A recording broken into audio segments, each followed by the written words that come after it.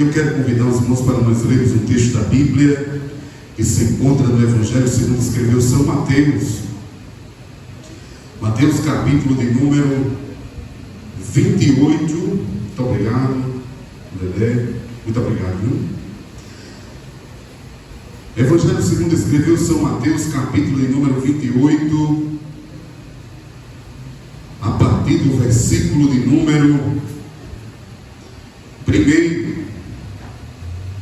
E diz assim a palavra do Senhor. Encontrou, diga amém. Amém. Diz assim a palavra do Senhor. Na tarde do sábado, quando já começava a esclarecer, para o primeiro dia da semana, Maria Madalena e a outra Maria foram ver o sepulcro. E eis que houvera um grande terremoto, porque o anjo do Senhor, descendo do céu, chegou e revolveu a pedra da porta, e estava sentado sobre ela, e o seu aspecto era como um relâmpago, e o seu vestido branco como a neve. E os guardas, com medo dele, ficaram muito assombrados e torvaram como mortos, ou caíram como mortos.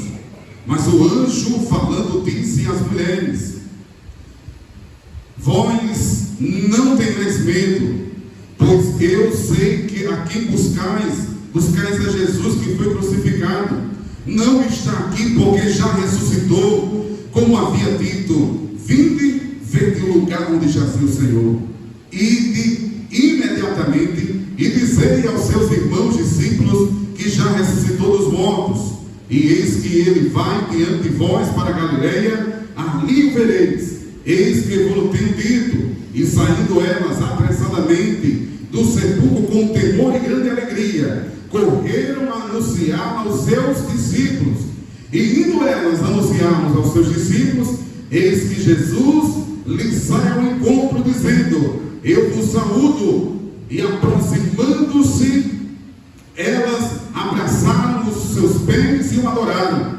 Então Jesus lhe disse: não tenhais medo, ide e anunciai a meus irmãos que vão a Galileia, e lá me verão.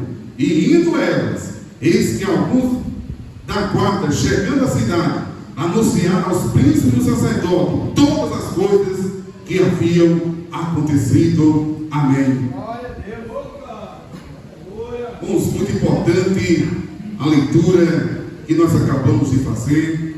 Creio que os irmãos em algum momento já fez essa leitura, já leu sobre isso, já foi falado aqui pela direção desta congregação, que dia é hoje, né? Que dia é comemorado hoje, por mais que exista ainda uma ignorância em muitas vidas por não saber, por não identificar o real sentido e significado da Páscoa, né? Desta semana que para muitos é uma semana consagrada, não é verdade? As pessoas, elas têm uma semana totalmente voltada a falar, a publicar. E pense, irmãos, como é interessante. Cada vez que você entra numa rede social, ou quando você está assistindo a sua programação normal, na sua TV, na sua internet, pelos canais de mídia, todos estão falando uma só mensagem.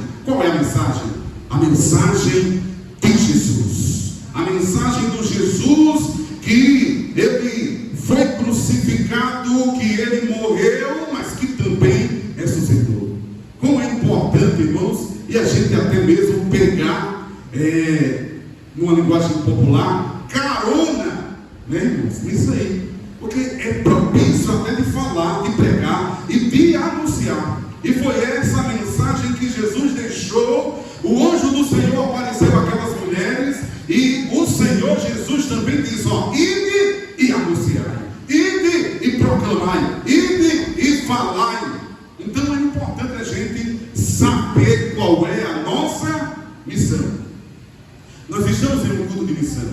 A temática é missão. E aí nós já poderíamos falar, poderíamos deixar de aproveitar o tema da semana. Se o tema da semana é falar sobre a vida, a morte e a ressurreição de Jesus, vamos falar sobre isso.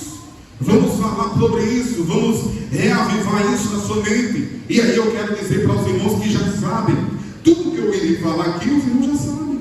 Eu vou só relembrar para vocês. E aí tem uma coisa interessante, irmãos. Eu acredito que alguns irmãos aqui já me viram aqui do outro lado, aqui, irmãos, jantando. Eu sempre estou jantando aqui, do lado aqui. Sempre estou tomando a minha sopinha da noite. E quando acaba o culto, eu sempre vejo os irmãos passam por mim, me saúdam, né, assim, irmãos? Sempre estou ali. E aí eu quero dizer aos irmãos que quando eu estou ali, eu escuto o culto daqui. Eu escuto. Escuto, quando os irmãos estão bem fervorosos, quando a glória está descendo, eles escutam tudo e ficam comentando entre eles. O que é que ele está dizendo mesmo? Por que é que ele está gritando daquele jeito? E aí, irmãos, eu já entendi a estratégia de Deus. Não tem ninguém que venha ter desculpa naquele grande dia para dizer assim: ninguém pregou para mim. Nós, aqui, toda essa vizinhança está entre duas igrejas que constantemente estão louvando, que constantemente estão pregando e que constantemente estão anunciando quem? Jesus. Então, o importante de tudo, entre os nossos testemunhos, entre tudo que a gente fala, entre as canções que nós fazemos, é anunciar Jesus. O mais importante, o tema central, o tema mais poderoso é Jesus. Quem é que essas pessoas precisam escutar? Sobre qual nome elas precisam escutar? Qual é o nome que tem poder para curar, para libertar, para salvar e para preparar o homem para ir para o céu? Jesus. Quem é que eu tenho que gritar aqui? Jesus. Então, quando eu fico falando sobre Jesus, por mais que não existam aqui, irmãos, tantas pessoas para mim evangelizar ou falar qualquer outra coisa, alguém está escutando este serviço de som. E eu quero dizer para você que está sentado agora ouvindo eu pregar esta palavra: só existe um homem que pode mudar a sua vida, e o nome dele é Jesus. E aí, irmãos, aproveitando a temática, que aí é uma deixa para todos os irmãos, você tem que aproveitar todas as oportunidades. Não deixe as oportunidades passar. A Bíblia diz que certa vez o apóstolo Paulo ele foi para um lugar, irmãos, onde só havia adoração a outros deuses. E aí o apóstolo Paulo, muito inteligente, ele sabia qual era a missão dele. A missão dele, irmão, não era perder tempo. A missão dele não era falar dele. A missão dele era falar de Jesus. Então, quando ele chegou naquele lugar que havia vários altares de vários deuses, e aí quando ele viu, ele chegou lá e ele viu um altar que tinha assim o nome: o altar ao Deus desconhecido. Ninguém sabia que altar era aquele, não tinha imagem, não tinha nada, era só um altar, e todos que iam visitar aquele lugar viam o altar ao Deus desconhecido. O que é que o apóstolo Paulo pensou? Eu vou perder tempo aqui? Nada, eu vou dizer quem é este Deus desconhecido, pregando o meu Deus. Aleluia. Não perca a oportunidade. Qual é a missão? Qual é a missão que você tem? O que é que você pode fazer e como você pode contribuir para o reino de Deus? Quando ele chegou lá, o apóstolo Paulo disse: sabe esse Deus desconhecido aqui, desse altar, que vocês estão visitando e que vocês não conhecem? É o Deus de Israel. E aí ele vai explicar, porque como ouvirão se não há quem pregue? Foi a mensagem que foi lida aqui. E como serão enviadas as pessoas se não houver a pregação? Nós precisamos aproveitar as oportunidades. Essa semana é santa.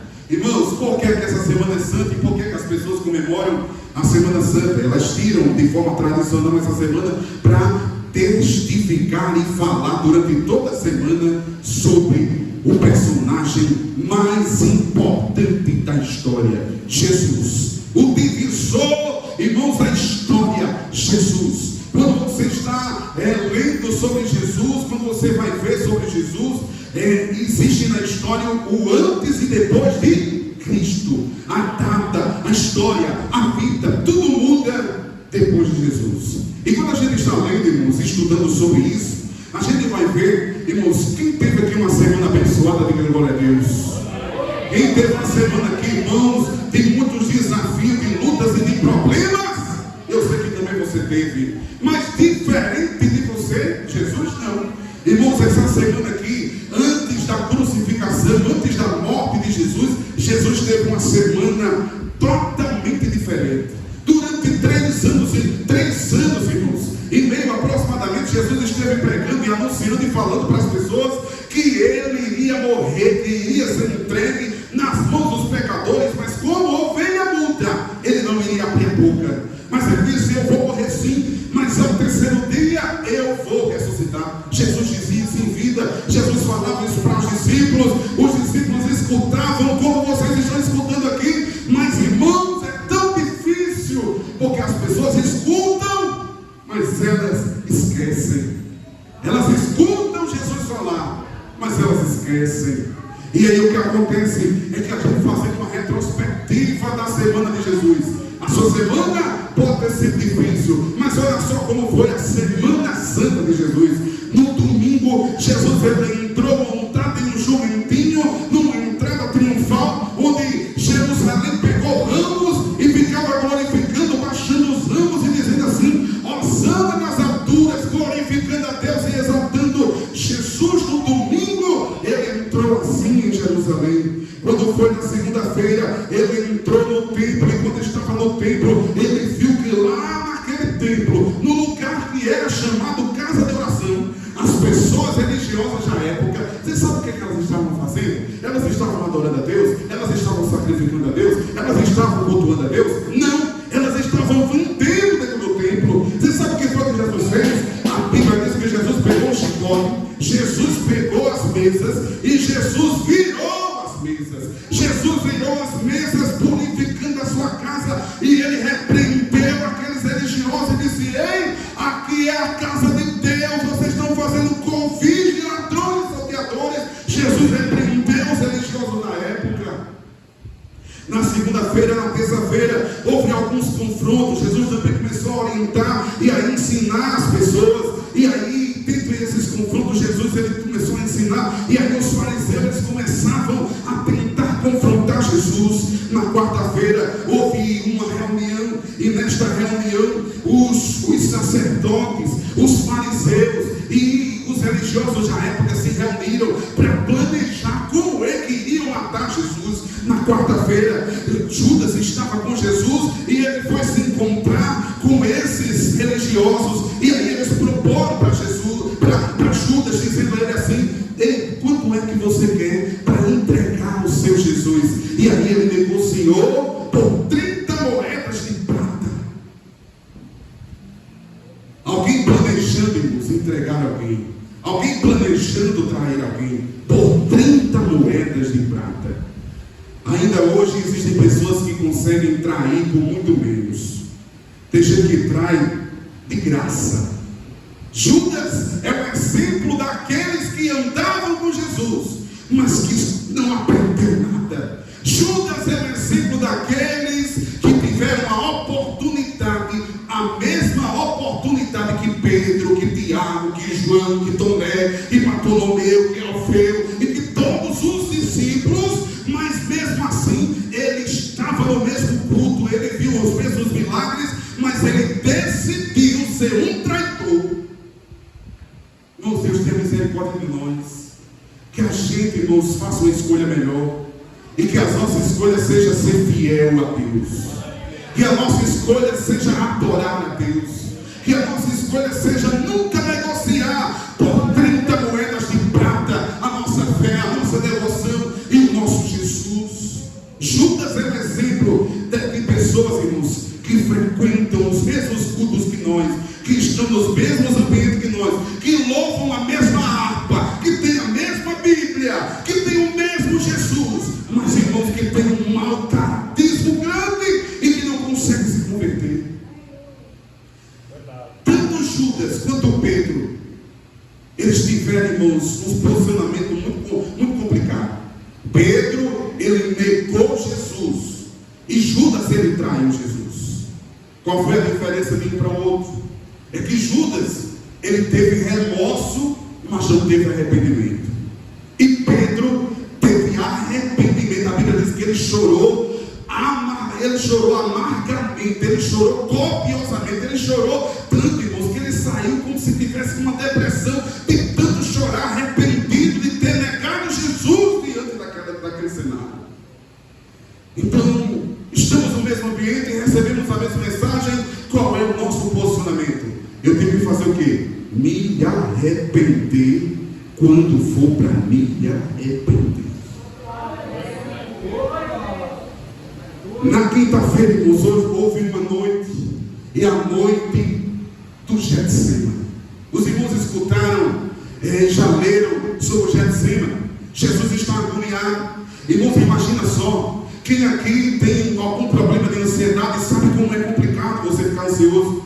Às vezes a gente fica ansioso porque a gente vai fazer uma prova. Às vezes a gente fica ansioso porque a gente vai viajar amanhã. Quem nunca ficou com dor de barriga porque vai viajar no outro dia? Quem foi, mas que nunca ficou, irmãos, ansioso para ter um encontro com alguém? A gente fica ansioso quando a gente vai ter uma primeira oportunidade aqui na igreja. Mas olha só, o problema que Jesus tinha, ele, irmãos, sabia o que esperava ele nos próximos dias.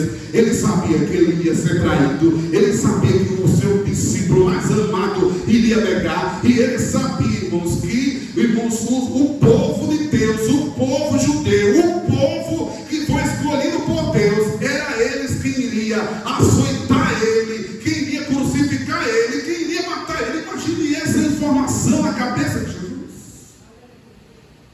Jesus vai para o Getsemane, e quando ele vai, o texto da Bíblia diz que ele vai com angústia na alma.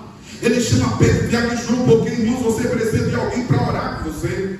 Nem sempre a gente tem força para orar sozinho.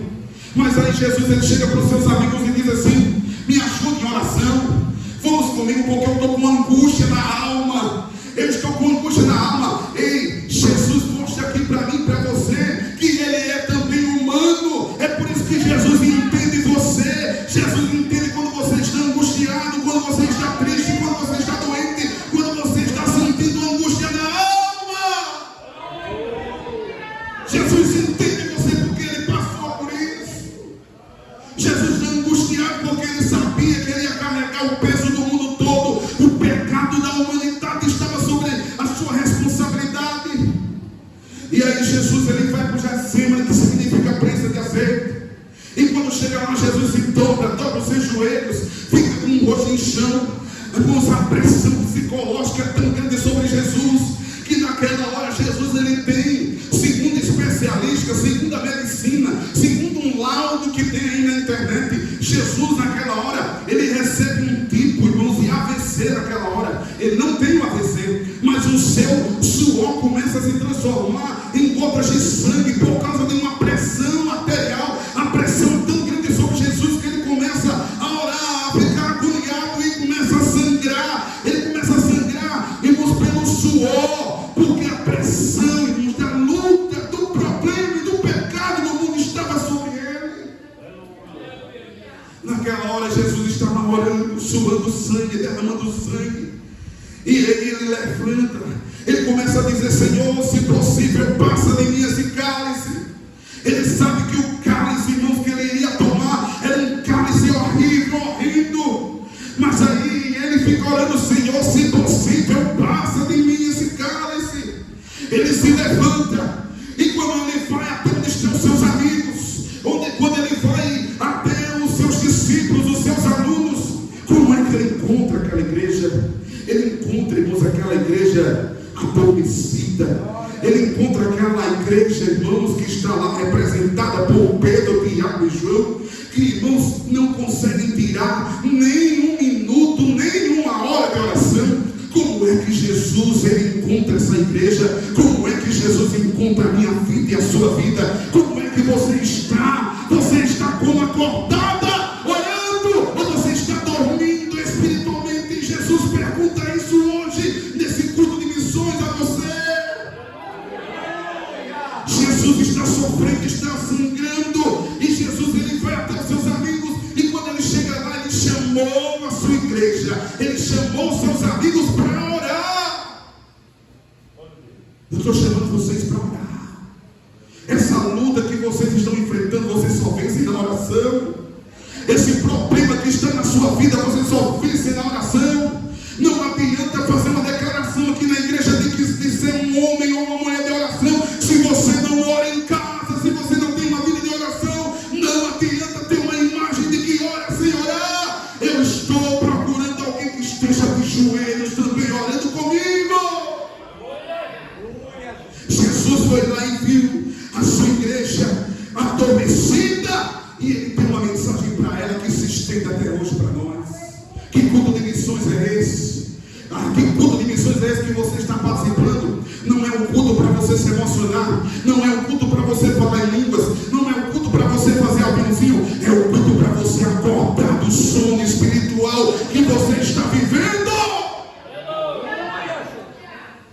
Jesus chega lá, acorda eles. Acorda, igreja, acorda, Pedro, acorda, Tiago, acorda, João. Eu estou sangrando aqui, eu estou sangrando, sofrendo pelos pecadores. Acorda, igreja. E aí ele diz: vigie e ore, porque o espírito está preparado, mas a carne é. E não sabe por que eu vejo hoje muita gente, irmãos, esvanecendo na igreja? Sabe por que tem muita gente hoje que está vendo mais os pecados dos homens do que a glória de Deus? Você sabe por que aqui hoje ele está vendo mais escândalo? Os escândalos, está dando mais ênfase aos escândalos que estão acontecendo na internet do que o que Deus está operando na sua casa? Porque a gente nem está vigiando e nem está orando como Jesus quer. Jesus fala com aqueles homens e diz para ele, na sua hora de sofrimento: na sexta-feira existe agora todo um julgamento. E aí pegam Jesus para ser julgado, ficam jogando Jesus como se fosse um ping-pong de um lado para o outro. E aí eles ficam julgando Jesus. E aí, irmãos, Jesus agora ele vai ser crucificado. Como foi a crucificação de Jesus? A crucificação não era, irmãos, para homens bons. A crucificação era para a pior espécie que existia na sociedade daquele tempo. Homens salteadores, homens estupradores, homens maus, homens que faziam coisas ruins.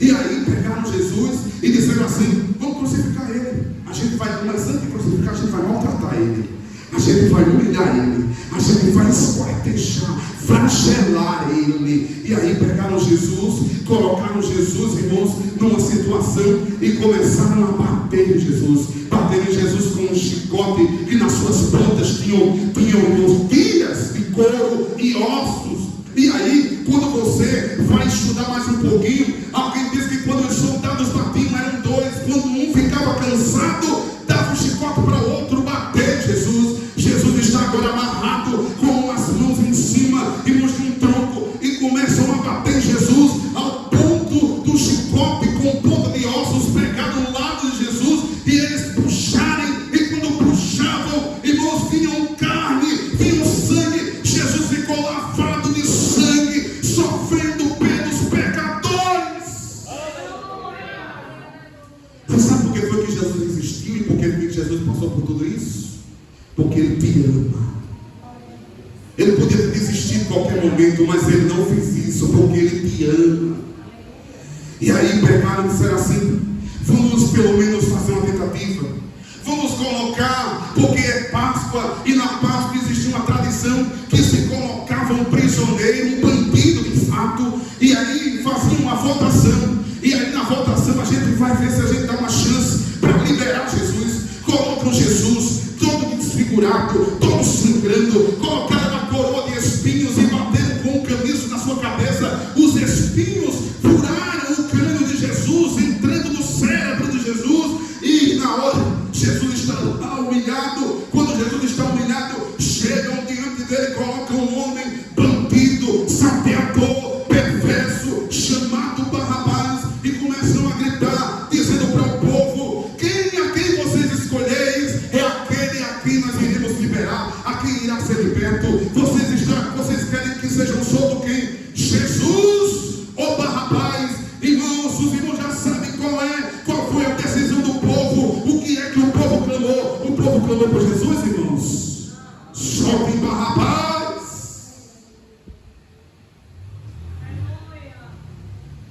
Pergunto mais uma vez aos irmãos: quando vamos fazer uma escolha, a gente escolhe Jesus?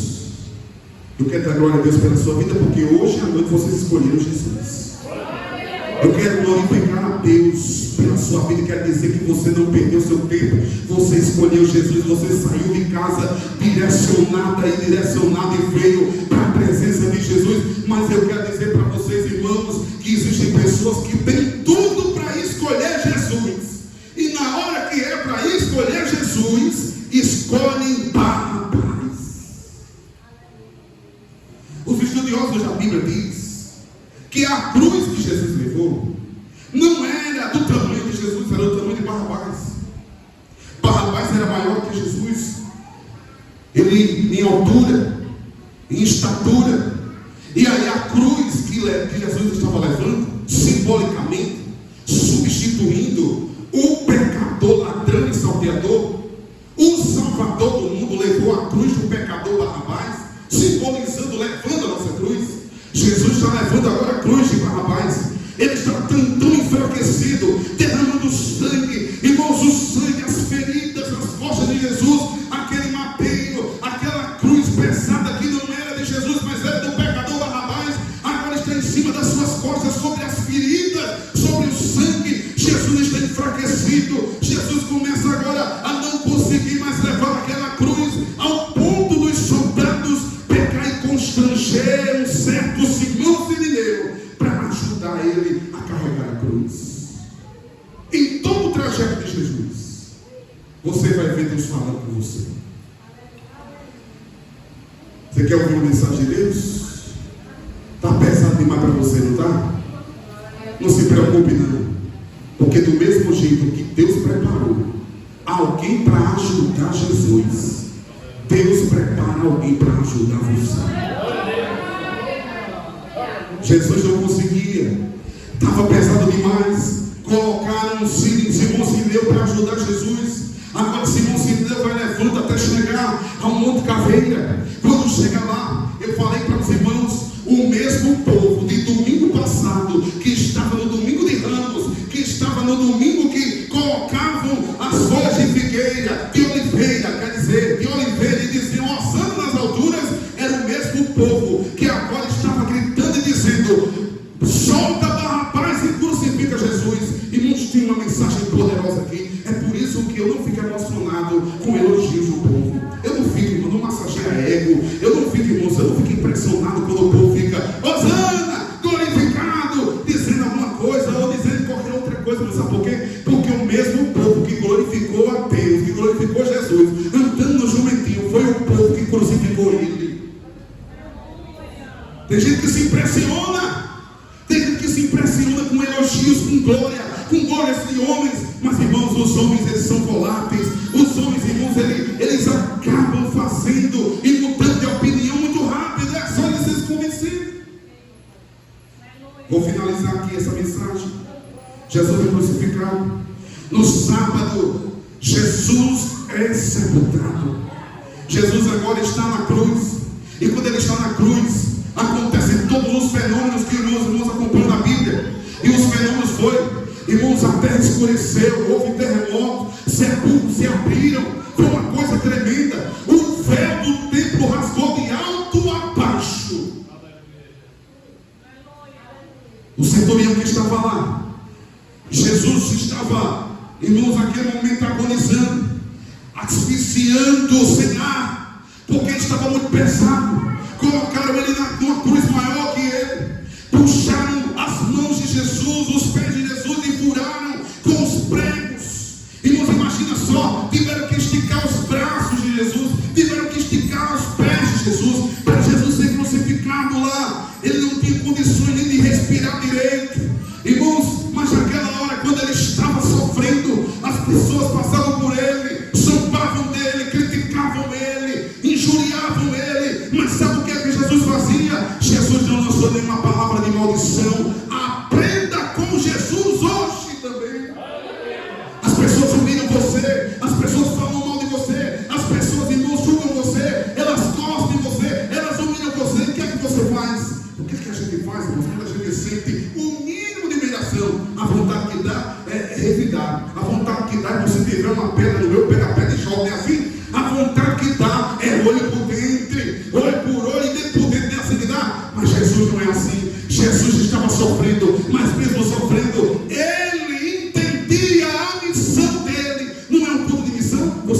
sair daqui entendendo pelo menos uma coisa: qual é sua missão? Tem gente que está perdendo tempo, e eu estou pregando isso em qualquer lugar. Irmãos, quem é aqui que sabe quanto tempo de vida ainda tem? Quem é aqui que tem a ousadia de dizer: você sabe o que você vai morrer? Ninguém sabe, né, irmão? Ninguém sabe mesmo. Então, se você não sabe, aprenda com Jesus. Porque, irmãos, enquanto Jesus esteve aqui, ele sabia que ele não ia viver muito tempo, porque tinha uma urgência da missão dele. 3 anos e meio, 33 anos Jesus morreu. E aí o que foi que ele fez? Ele fez a vida dele valer a pena. Ele não perdeu nem um minuto do seu tempo brigando, discutindo, perdendo tempo. Não, cada minuto que ele tinha era vivendo a vontade de Deus. Eu estou na cruz, estou para morrer, estão me humilhando, estão me julgando, estão fazendo tudo comigo. O que é que eu vou fazer agora? Sabe o que Jesus fez? Pai, vou fazer uma oração por eles. Perdoa eles, porque eles não sabem o que estão fazendo. Mesmo na dor, Jesus orou, liberando perdão. Quem sou eu e quem é você para não liberar perdão hoje para alguém? Libere perdão para alguém hoje e não perca tempo, porque o seu tempo é pouco aqui na terra.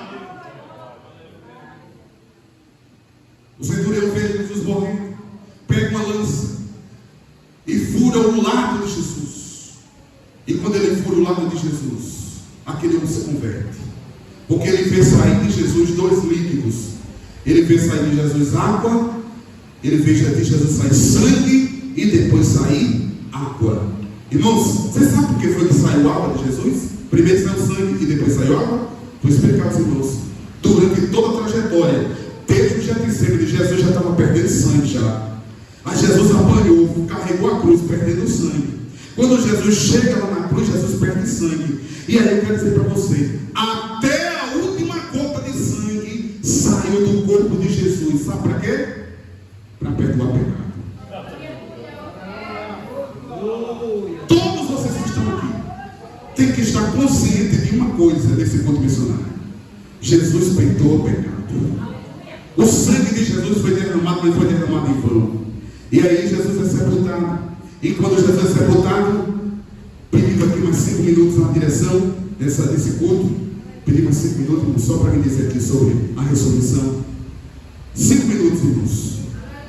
Entenda uma coisa: Jesus morreu. Levaram Jesus para um sepulcro de um tal de José de Arimateia. Sepulcro novo. Fecharam o sepulcro.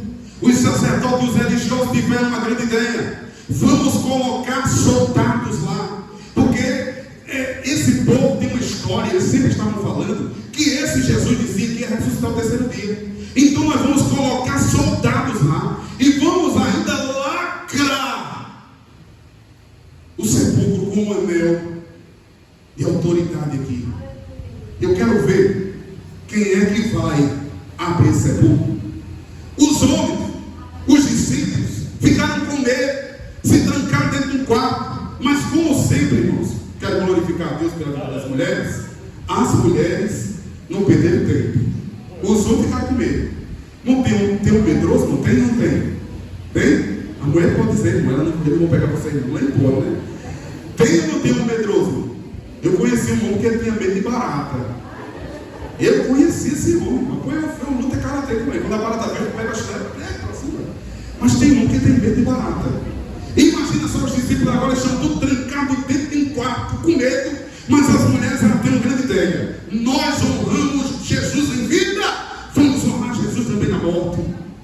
Se todas as pessoas que morrem, eles têm que ser embalsamados, Jesus também merece. Jesus merece com toda a honra e toda a glória? Jesus merece toda a honra e toda a glória? E aí, quando a gente entende que Jesus merece toda a honra e toda a glória, irmãos, não tem empecilho, não tem cara feia, não tem barreira que impeça alguém que entende que Jesus merece. Eu saio de madrugada, eu atravesso a cidade, eu vou para o monte, porque eu sei que meu Jesus merece. Maria Madalena, Salomé e outras mulheres, de madrugada se levantaram, pegaram os ungüentos, pegaram os perfumes, e elas iam no caminho para o sepulcro de Jesus. E quando elas iam para o sepulcro de Jesus, elas iam toda motivada, mas elas tiveram uma preocupação. Qual era a preocupação? A preocupação é: nós temos a intenção, nós temos a vontade, nós temos aqui o desejo, mas nós temos um grande desafio, nós temos um grande empecilho na nossa frente. O que é? O sepulcro está fechado. A pedra, ela pesava toneladas, irmãos. Eram muitos homens para puxar aquela pedra. As mulheres, irmãos, por mais que vocês tenham proatividade, por mais que vocês sejam uma bênção, irmãos, mas em comparação, para remover uma pedra grande, é difícil, né, irmão? Na verdade, você não chama um homem para levantar, não chama? Tem mulheres pobres, irmãos. Eu também posso explicar com você. Não tem mulher, irmão, que carrega, principalmente as irmãs que trabalham na feira, carrega com caixa pesada, não é verdade, irmão? Mas aí o que acontece é que quando vão chegando lá, a preocupação está grande. Quem vai remover a pedra, a grande pedra que está no sepulcro de Jesus? Levante sua mão para ministrar sobre a sua vida. Essa preocupação que é do tamanho de uma pedra, essa preocupação que você não sabe como é que você vai resolver, as mulheres também tiveram, mas Jesus chegou primeiro. Jesus chegou primeiro. E a mensagem que eu trago hoje é: Jesus vai mandar um socorro do céu que vai tirar a pedra da sua frente. Essa área da sua vida que está com essa pedra, Jesus vai tirar. Não, mas tem 50 soldados lá. Não importa. Não importa. Deus só mandou um anjo. O anjo desceu como um relâmpago, ficou em cima da pedra. 50 homens caíram por terra. 50 homens caíram por terra. O anjo sozinho, irmãos. Eu não sei se foi com a mão, eu não sei se foi com o dedo mindinho. Eu sei que um anjo, ele afastou a rocha, a pedra que estava, irmãos, ali, cobrindo, irmãos, que estava tampando a entrada do sepulcro. Quando as mulheres chegaram, a providência chegou primeiro. Deus vai mandar uma providência chegar primeiro na sua vida. Removeram a pedra. E quando removeu a pedra, que as mulheres chegaram lá, o anjo disse assim, fechando a Bíblia: o que é que vocês estão fazendo aqui, procurando entre os mortos aquele que vive? É por isso que hoje é domingo de Páscoa, e hoje é domingo da ressurreição. É domingo para a gente celebrar e falar de Deus. Eu não admito um culto fúnebre. Eu não admito, irmãos, um culto cheio de vida, as pessoas tristes. Hoje é dia de comemorar a ressurreição de Cristo. Acho que parece, irmãos, que Jesus ainda está morto. Tem gente, irmão, que anda tão cabisbaixo assim. Jesus, a minha vida não. Eu não sei para onde que eu vou morrer, onde que eu vou viver mais. Eu vou viver alegre. Eu vou rir do tempo. A ciência já explicou. E eu vou dizer para vocês aqui: existem áreas do nosso corpo, na nossa face, que a ciência explica, que mesmo que você não esteja com vontade de rir, mas só em você fazer assim, ó, só em você fazer assim, ó, esse gesto aqui, ó,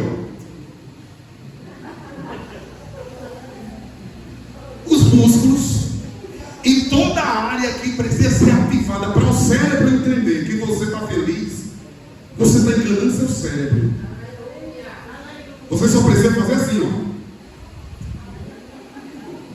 Aí começa a formigar aqui, e o cérebro começa a dizer: você está feliz, mas está feliz porque não sei, é porque ele está fazendo isso. Aí o cérebro diz assim: em vez de ficar triste, fique feliz. Não, mas aconteceu uma coisa ruim ali agora. Não, mas o cérebro está dizendo que do jeito que você está fazendo com o rosto,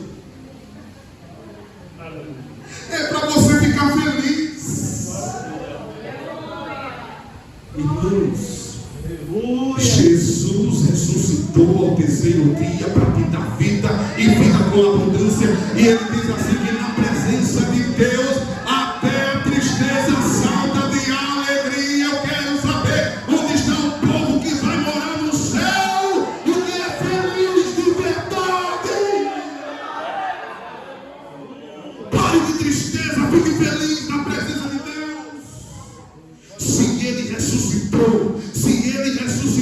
sua vida e no seu coração, na sua história. Não existe impossível. A ressurreição de Jesus aconteceu. E hoje finaliza a Semana Santa. Feliz. A partir de hoje, Deus, fique feliz. Uma irmã que é muito feliz pediu uma visita esses dias. E aí eu acompanhei o pastor dessa igreja, encerrando de verdade. E aí quando a gente chegou na casa da irmã, essa irmã é muito feliz. Essa irmã é uma irmã que até, irmãos, eu gosto muito do alto astral dela, porque ela é uma resenha. Ela ri de tudo. Parece muito com a minha mãe quando era viva. Minha mãe, às vezes ela estava sentada no canto, ela começava a se lembrar quando ela era criança, que subia em cima do pé e começava a rir sozinha. Chegava, mãe, a senhora está rindo de quê? Ela disse, não, quando eu era criança, eu subia em cima do pé de árvore, aí eu ia caindo, o povo começou a rir, eu estou rindo daquele tempo. Eu digo, quantos anos faz ela? Disse, há uns 30 anos. Eu digo, pelo amor de Deus, mas ela é doida. Mas não, gente feliz não precisa de muita coisa para ser feliz, não. Gente feliz é feliz porque é feliz mesmo. E eu cheguei na casa dessa irmã que é muito feliz, na hora da visita. E quando eu cheguei lá, ela estava muito triste, dizendo assim, eu estou pedindo a Deus para Deus me levar. E aí eu disse, mas eu pensei, irmã, parece que não é aquela irmã que eu conheço, não. Mas aconteceu uma cena. Na hora que a gente estava na visita, eu, pastor, que é até engraçado, irmão. Eu não consegui mais dar conta da visita não depois disso. Um gato apareceu lá, um gato dela, e o gato em cima dela. E aí o gato subiu em cima da cama, e aí o gato que deu um pulo em cima do pastor. E aí essa cena ficou na minha cabeça. E aí, irmãos, quando eu cheguei, o irmão da lá estava cantando um dom real, Deus despertou para os seus fiéis, dom de curar toda doença, Deus sarou e sara ainda e vai sarar. Por Jesus, ó, não falhou, nem vai falhar. Ó, que riqueza divinal, eu gosto já por fé e luz, provisão triunfal, mas gozarei por meu Jesus. Como ela estava doente, eu escolhi esse hino para cantar. Mas quando eu estava cantando, irmão, o fato do gato ter feito isso com o pastor, irmão, me deu uma vontade de rir tão grande, que toda vez que eu começava, oh, que riqueza, e eu comecei a rir, irmão, eu ri tanto, que aquilo contagiou a sala todinha. Do mesmo jeito que a tristeza contagia, que a maldade contagia, que as coisas ruins contagia, a alegria contagia também. Você tem uma escolha: ou você é contagiado pela ressurreição de Cristo, ou você é contagiado pelos seus problemas. Quem aqui vai ser contagiado pela ressurreição, pela grande vitória